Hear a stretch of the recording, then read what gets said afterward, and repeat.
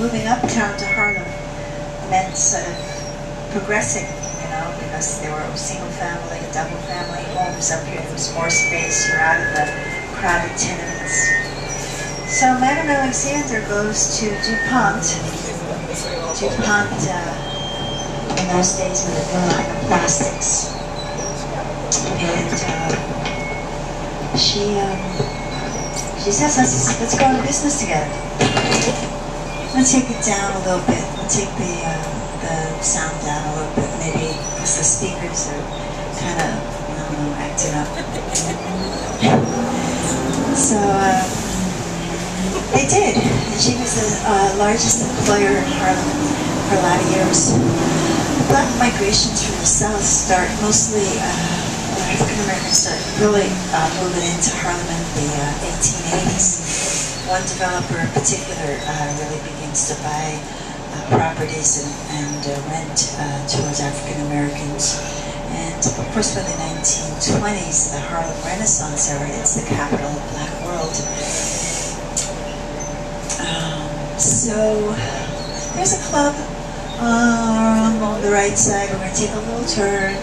And it's white with black letters. It's called the Cotton Club. It's got a long history in Harlem.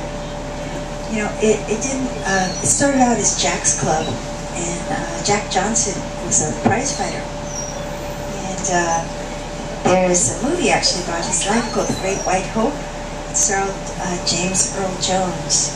And he portrayed this character who was very, you know, broke a lot of barriers. He was the first black prize fighter to go up against white opponents in the ring, you know, professional sports ring, and win. That was consistently. So he was a really big deal. And, you know, he had the whole, you know, he had all the cash and prizes. He had cars and women, and you know, he had a big club up in Harlem.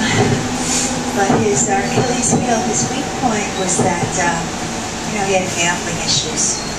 So he got in bed with the mob in Harlem, and it was mostly Jewish mobsters in Harlem in those days. They were Dutch Schultz and Mayor Lansky. He didn't want to mess with those guys. So they took his club from him, and he got away with his life. He was happy for him now, and they changed the name. They called it the Cotton Club, and they hired Duke Ellington. Was the main band, and they hired most glamorous, beautiful, and talented women, and they became the Cotton Club chorus line.